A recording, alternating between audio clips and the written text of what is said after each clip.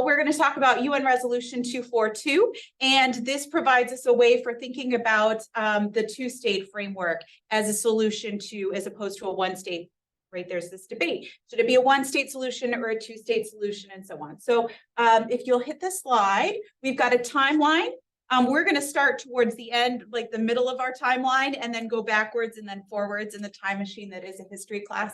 So what we're going to focus on is the issuing of 242 after the 1967 war, which lays out the plans for a two-year or for a two-state solution to the problem of, or the question of, Palestine. But after we talk about the June War and the 242 resolution, we're going to go back and look at ways in which, under the British mandate, there were attempts to formulate a plan going forward under a one-state or a two-state solution and figuring out what that looks like. And then we'll come back to the 1967 war and the Oslo Accords in the 90s, which set up a kind of plan on the basis of some version or understanding of 242. So, slide. All right, so we're going to start here with this map just to get ourselves oriented. So this is essentially, Israel was created in 1948-49.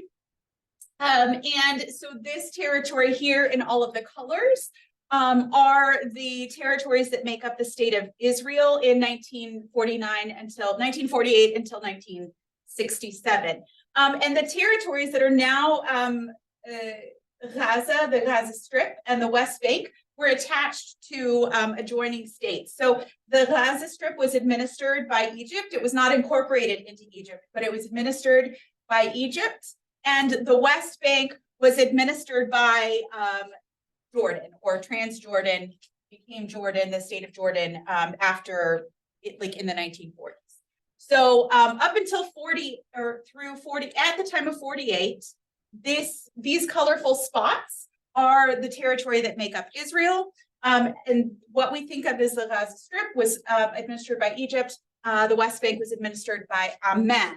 And in 1967, there would be a war, and we'll talk about that here in a second, in which Israel would occupy the Gaza Strip, the Sinai Peninsula, the West Bank, and parts of Syria, the Golan Heights, at which point these two pieces are disaggregated from Jordan and Egypt and become occupied territories by Israel.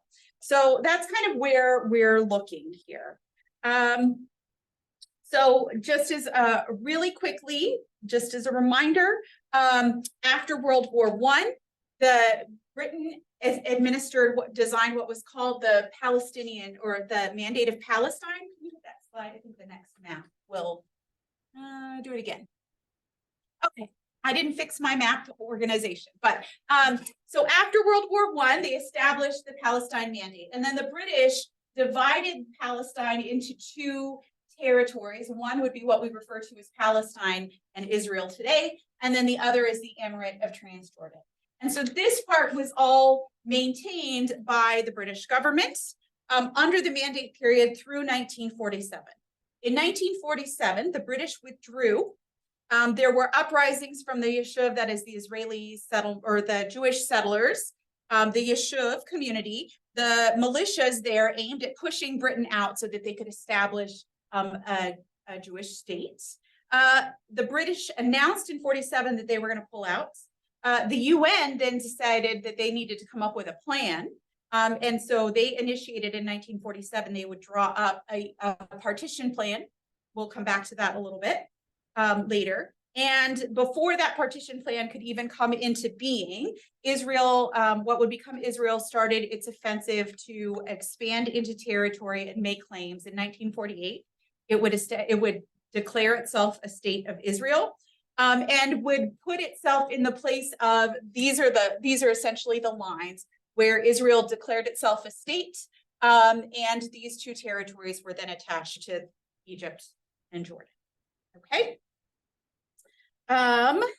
So in 1940, end of 1948 and 49, as Israel was expanding its territory outward, Egypt, Jordan, Syria, Lebanon, etc., would send forces in to try and defend and maintain the state of Palestine, an Arab state of Palestine, but they were all newly independent, so we're not in a good position to actually defend militarily and organize militarily against this incursion or this force. So the Arab states themselves got involved, and Jordan was able to maintain and push into and keep up to the west, what is the West Bank, and Egypt had been able to maintain control of Gaza, but not more than that, right?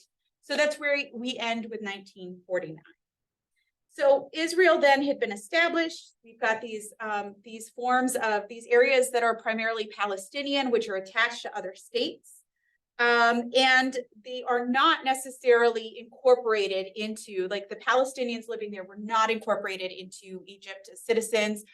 In Jordan, they offered the option, but Palestinians preserved the right to remain a separate citizenry. They did not want to join Jordanian citizenship and give up their aspirations towards living in Palestine.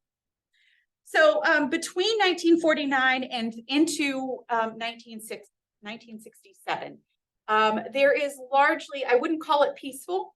There are ongoing reprisals between and across these various borders between Israel and the Gaza Strip and the West Bank. There's sort of like an ongoing rumbling over the next couple of decades where there's constant sort of tension as small-scale raids back and forth and then reprisals across the borders continue to develop. There were attacks from Gaza, and specifically there were a lot of attacks from the West Bank on this. And neither the Egyptian military nor the Jordanian military were able to really police and exert a great deal of control over these borders, nor did they necessarily want to, right? So Egypt did not want to curtail Palestinian calls for independence and to rejoin Palestine. And in Jordan, the king sometimes wanted to exert greater security control, but if he did that, the Palestinian cause was so popular among Jordanians and on the West Bank that it would have threatened his own legitimacy there. So it's a lot of back and forth until we get to 1964. And in 1964, there would be an Arab summit where a number of the Arab states, led by Gamal Abdel Nasser, he hosts them all, they agreed to the three following principles: that they would need to grow their military strength among themselves. Each of the states should independently seek to expand their military power and grow their military force. Two, that they would generate or create a united Arab command so that the states could coordinate military efforts among themselves should they go to war with Israel at some point in the future. And then that they would also, and this is for the ENS major in the room, that one of the main things that they were interested in was diverting water from the headwaters of the Jordan River. So the Jordan River follows up around this way, goes all the way up to Lebanon and Syria. And in the 1950s, the United States had determined water sharing rights between the various states. And it was the view of many of the Arab states that too much water was being granted to the Israeli state versus water rights downstream. And so what they decided to do in this 1964 agreement was that Lebanon and Jordan would seek to siphon off more water above where Israel took its water so that they could get what they considered to be a more fair distribution of water. And that sounds weird and nerdy, but George Ball, who was the U.S. Undersecretary of State at the time, said that water was, quote, possibly the most explosive issue in the Near East today at the time that he said this in 64. And Israel said that diverting the water in Lebanon and Jordan was amounted to a casus belli, that is a call for war. Between 1964 and 1967, Lebanon and Jordan start the process of diverting water.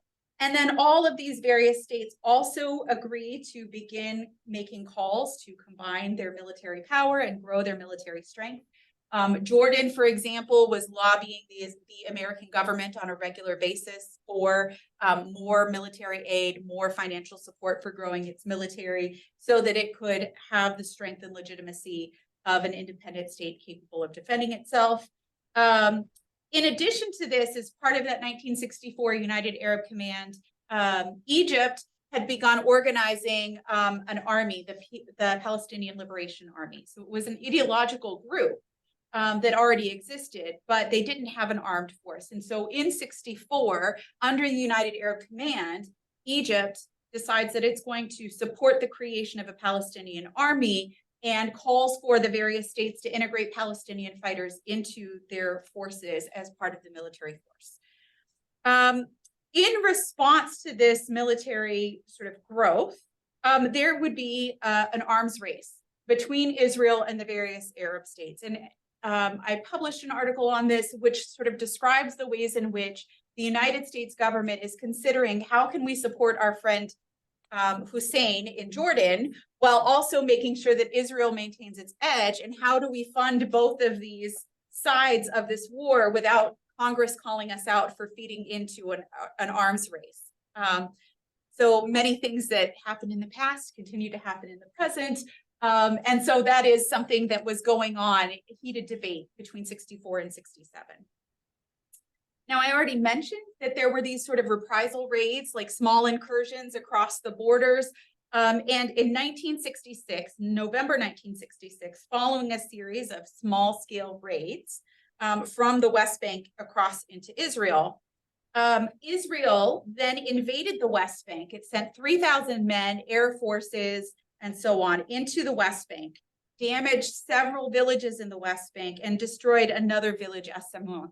And as a result, tensions continued to mount. And so this created a lot of destabilization, particularly in Jordan. The king was like constantly worried about whether he was going to be overthrown, because Israel was sort of, this attack was so outsized scale that he couldn't support it. But he also worried that if they launched an attack in reprise, like against Israel, that this would create destabilization in Jordan. They couldn't defend themselves against Israel. But if he didn't do something, the Palestinian population and the sympathetic Jordanian population would be really angry with him. So he was actually very destabilized by what was going on with these raids and his inability to control raids against Israel, and also to defend fully against Israeli incursions into the West Bank. In May of 1967, then, so it's very tense between the end of 1966 for the next 6 months, tensions mounted as there were false reports leaked by the Soviet government to Arab states, and particularly to Jordan and Syria, saying that Israel had mobilized its tanks in the northern part of Israel, and that it was amassing troops on the border near Syria. The Arab armies, in response, then mobilized themselves into a defensive posture. They got all of their forces together, they lined up, and then for days, for weeks, it was just really tense, everybody waiting to see what was going to happen. Israel then, in response, mobilized its forces, more waiting around, more tension. Egypt then decided to close the Straits of Tiran.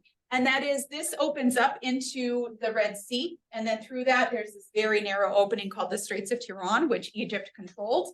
And Egypt closed that to Israeli shipping, which Israel then considered to be another step towards war. And so on June 5th, 1967, Israel attacks the Arab states. First, it destroyed the Air Force of Egypt in the Sinai, flew over and just completely decimated the entire Egyptian Air Force. In response, Jordan and Syria then started to push in. But in the meantime, Israel had turned around and started pushing back out the West Bank and up against Syria. Within 6 days, the Israeli force had destroyed Egypt and the Sinai, had pushed Arab forces from the Jordanian Arab forces from the West Bank to the Jordanian River. And then in the case of Syria, Israel advanced into Syrian territory, taking over what is the Golan Heights. So I think you can forward, or if you go back one, maybe two. So the pink areas now, at the end of the war, Israel had gone from being this state to occupying the Gaza Strip and all of the Sinai Peninsula, occupying the West Bank, and then encroaching into Syrian territory, occupying the Golan Heights, which are these tall sort of mesa-style flats that drop off and are an incredibly important defensive position. So Israel occupied and still occupies the Golan Heights. As a result of this, 400,000 Palestinians were displaced from the West Bank. Most of them were then pushed into camps that were established in 1967 in Jordan. So at the end of the war, we have a new map here, and I don't know what that map's gonna look like. Let's see, go forward. This is the new map, more the simplified map. All right, and then we have UN 242, the resolution came in November following that war. So now let's go back to that. Thank you, Courtney, for doing all kinds of acrobatics. So you can find this on the UN website. I pulled this directly from the UN website. And there are two copies that are considered the official translations. One is in English and one is in French. I got the English one for very good reason. I assume most of us are operating with our English today. And so the 242 resolution that was passed out of the Security Council, one, I want to note that it was passed unanimously. There were no vetoes on this. It was unanimous, which means the United States, Russia, the Soviet Union, and England all voted in favor, along with all other states in the Security Council, in favor of this resolution. And the principle of this resolution identified several sort of pathways to freedom. So here's the plan that they wanted to operate under. That there would be a return of the West Bank and Gaza, which had been occupied by Israel, a termination of all belligerency, that there would be a just settlement would include terms for navigation of international waterways, a settlement of the refugee problem, figuring out what to do with all of the refugees, which ones could be returned, which ones would not be able to return, all of the sort of outlines of that. Guaranteeing the guarantee of territorial inviolability and political independence of every state. That is recognition, in this case, of the creation of a Palestinian state, a Syrian state, et cetera, whatever borders were determined, that they would be sovereign states that ruled themselves, not an occupied under somebody else's administration kind of plan. And then they said a UN-backed special representative would facilitate all of this, and that there would be regular reports on progress towards peace. And so that was issued in 1967. And from 1967 forward, that became the framework for a two-state solution.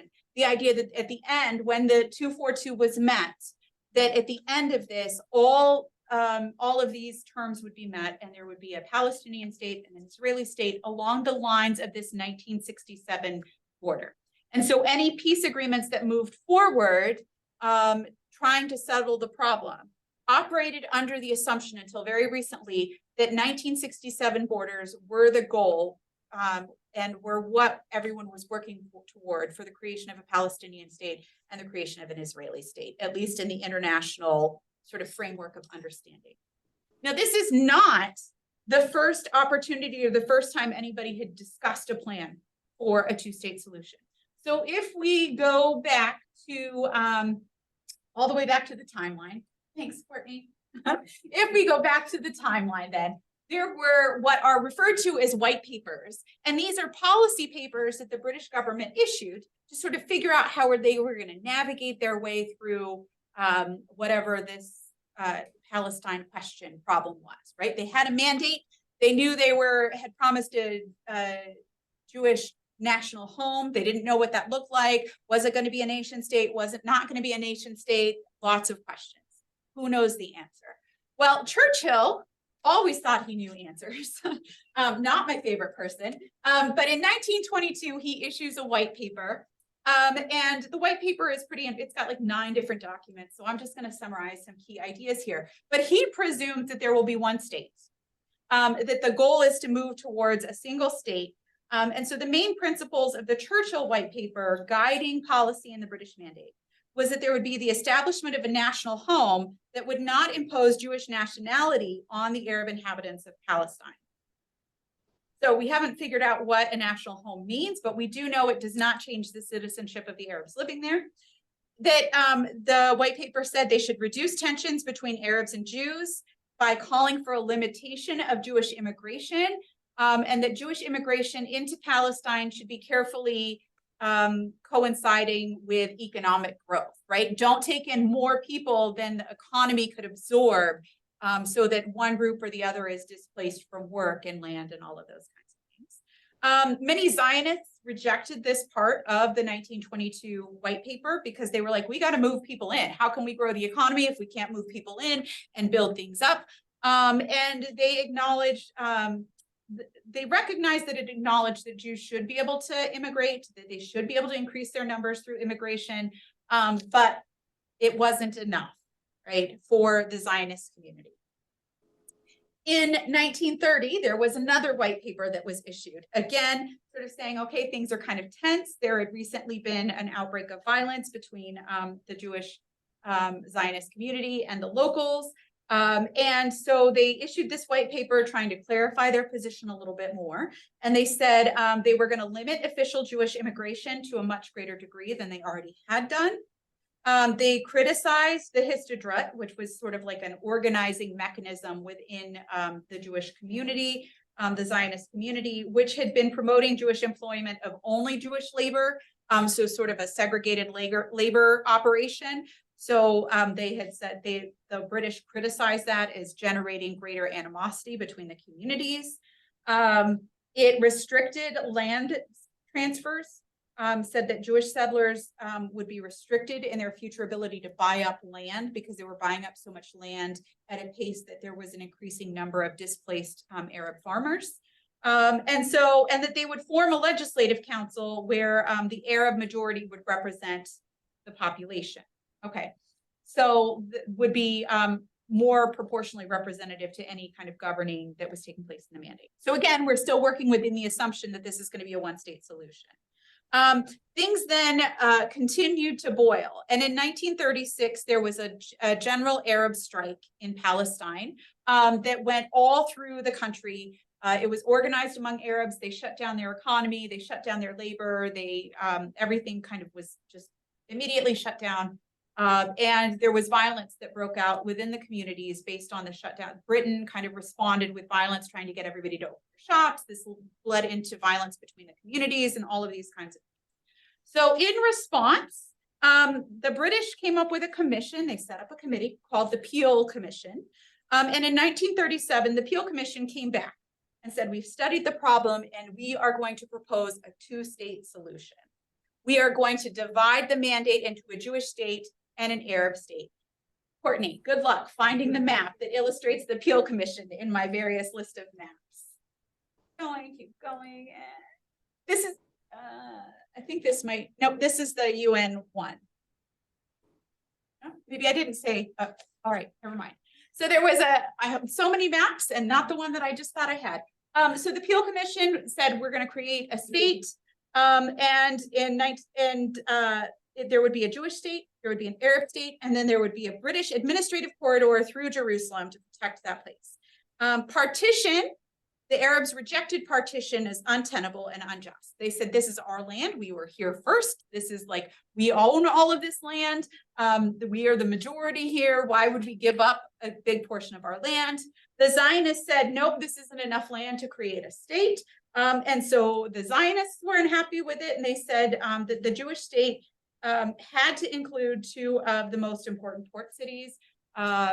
So the Peel Commission said that the Jewish community would get one port, and then the Arab community would get another port. And they said, no, we've got to have access to both ports. So no one was happy with this partition plan that the British came up with in 1937. So they went back to the drawing board and they issued a new white paper. And that white paper said that this was issued in 1939, and it came to four conclusions. It rejected the Peel Commission as unworkable and backed off of the idea of partition. It then called on independence. It said there would be independence in 10 years if you guys maintain good relations among yourselves. And then in 10 years, we will also limit Jewish immigration to 75,000 over 5 years, significantly limit immigration. And then regulate land sales so that there wasn't such a massive land transfer and sale to create a big landless Arab population. And so essentially the white paper rejected the creation of a Jewish state, said in 10 years, y'all are very good. You can vote on what you want this state to be.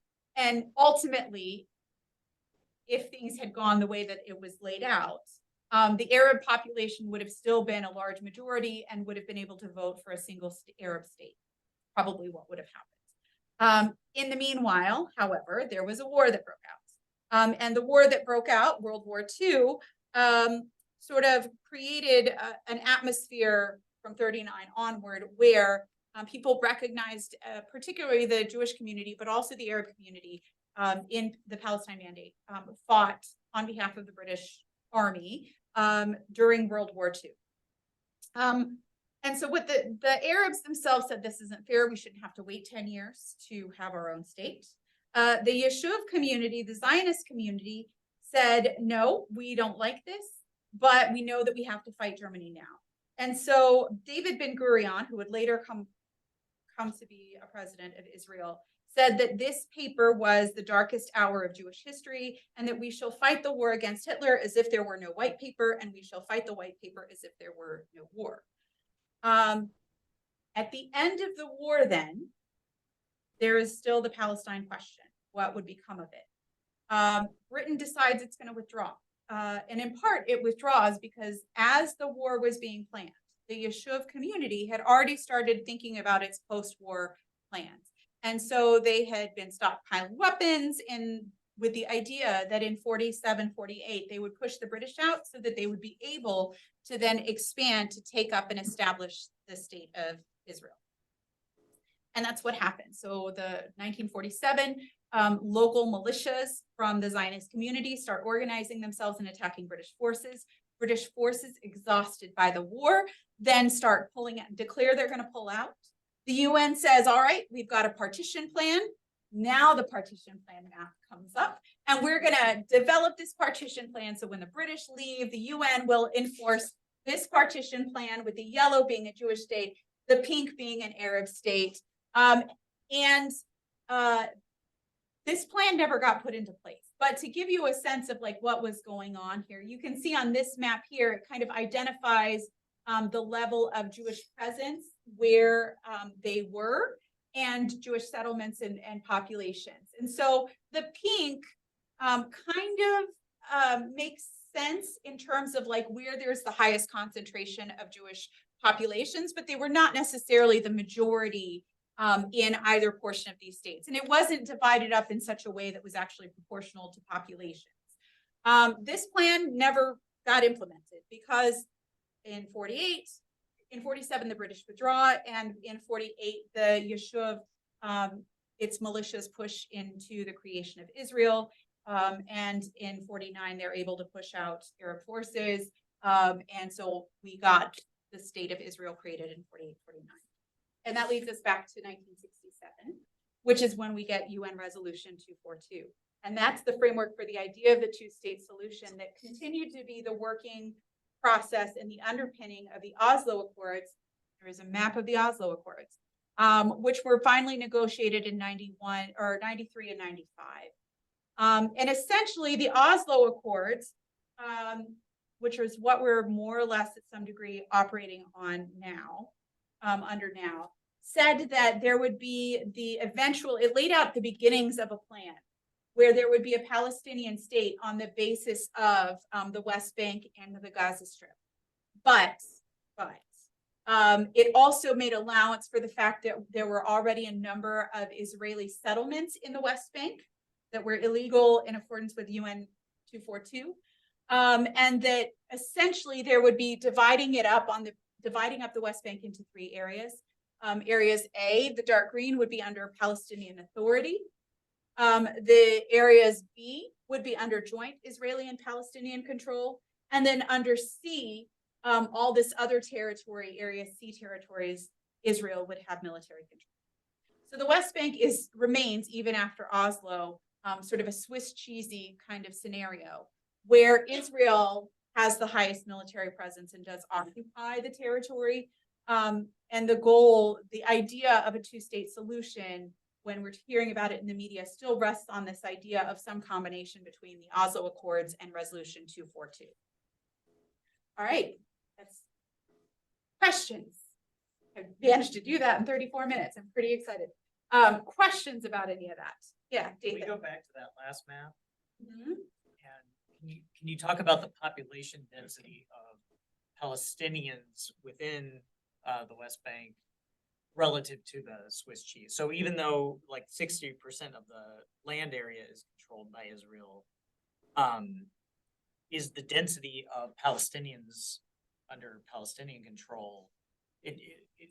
I believe that the population of Palestinians is much higher, correct? I don't know the exact numbers, and I didn't think to check them. Well, but yes, I'm not trying to tell. I'm just saying. No. There's Yeah. there's high population density.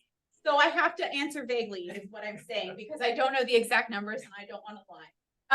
But yes, the population density is much larger numbers of Palestinians for a variety of reasons in the West Bank, including like higher birth rates,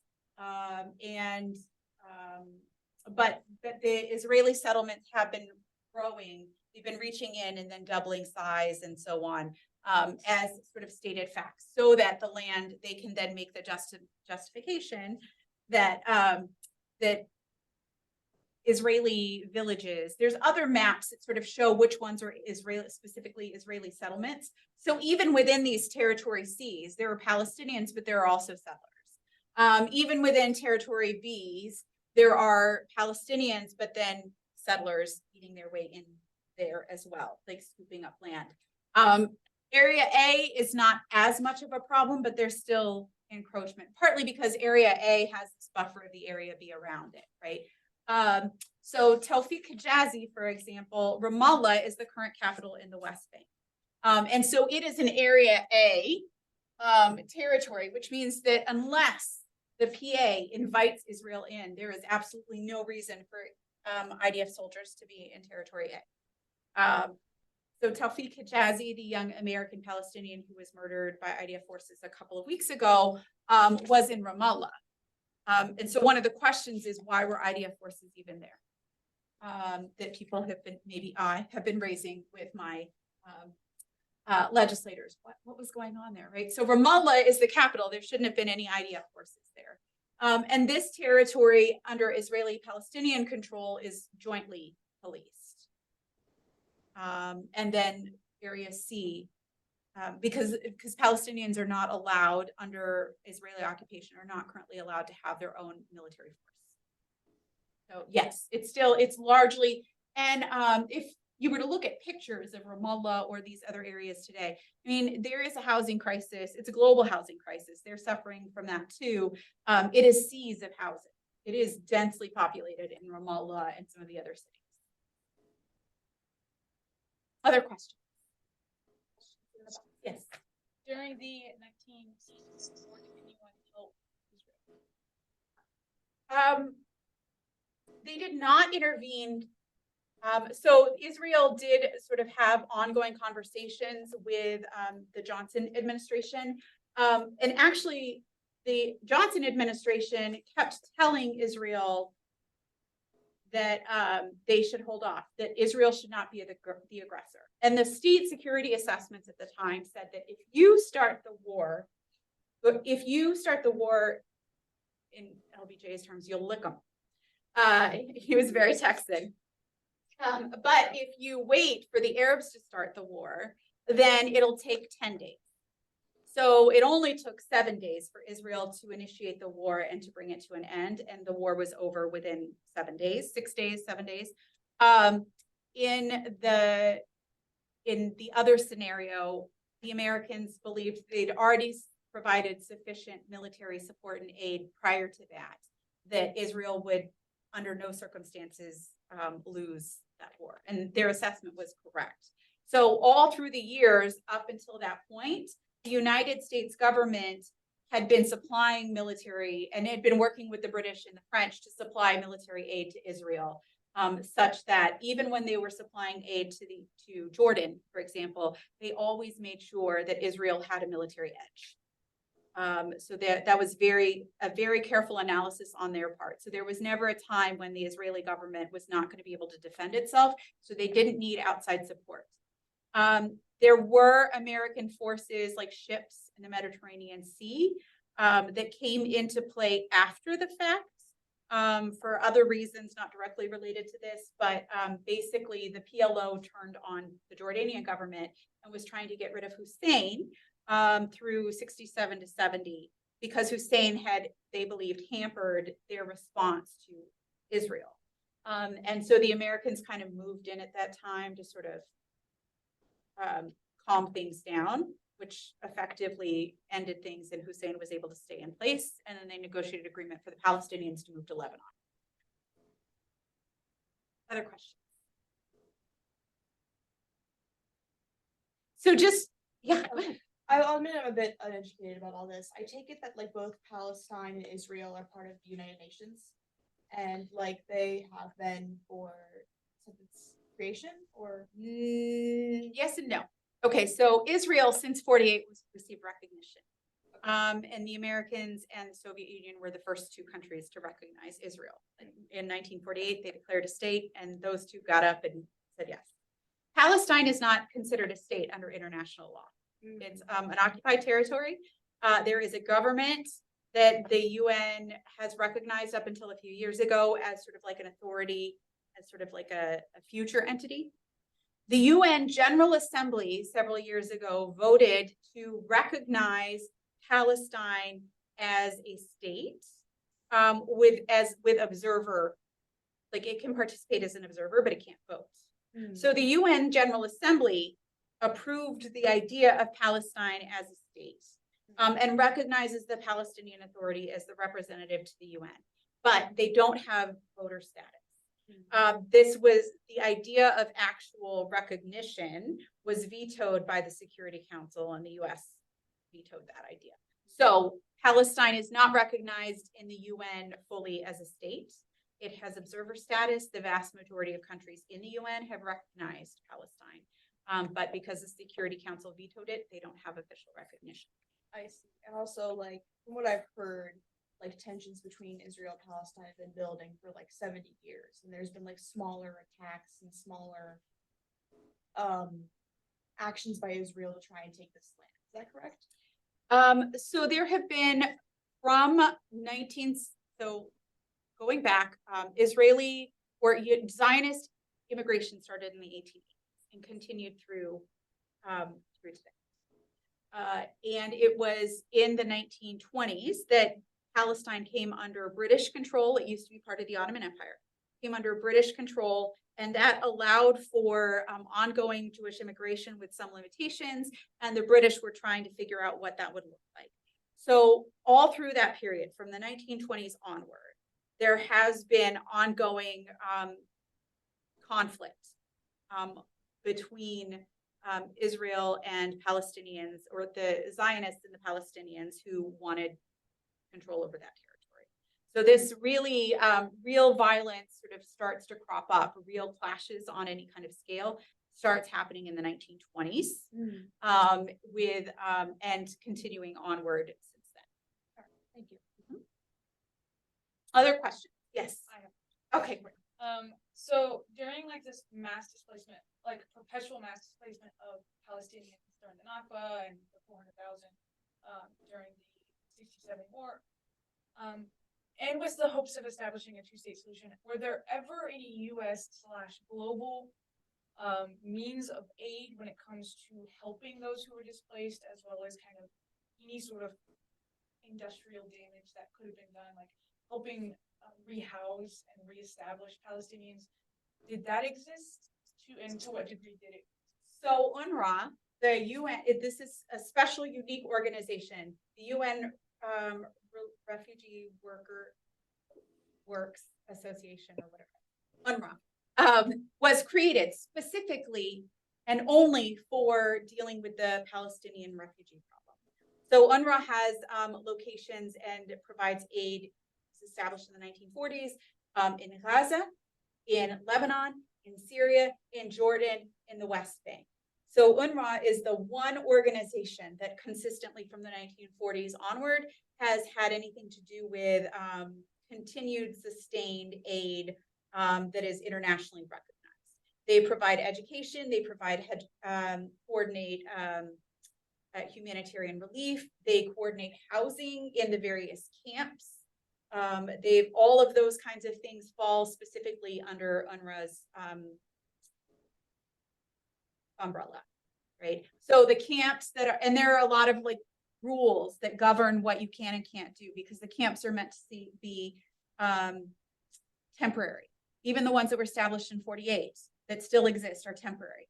So if you have been living, your family's been living in a refugee camp that was established in 48 in Jordan or in Lebanon or something like that, if you need repairs to your house, if you need to expand your house because your family has gotten big or whatever, you have to apply to UNRWA to determine whether or not you can. You can't even fix it. You can't fix a leak or any of those kinds of things without explicit permission to do those, because to do otherwise compromises this idea. And part of that is because Lebanon did not want, none of the states surrounding Jordan, kind of iffy, wanted to absorb the Palestinian refugees as part of their population, but because Palestinians didn't want Lebanese or Egyptian citizenship, and also for pragmatic reasons, those states could not absorb them for their economy, and it would have created. So there were a lot of complicating factors. So people are still living in their 1948, 1967 camps that were created as temporary housing. And all of this is controlled and monitored primarily by UNRWA and its organizations that it contracts with.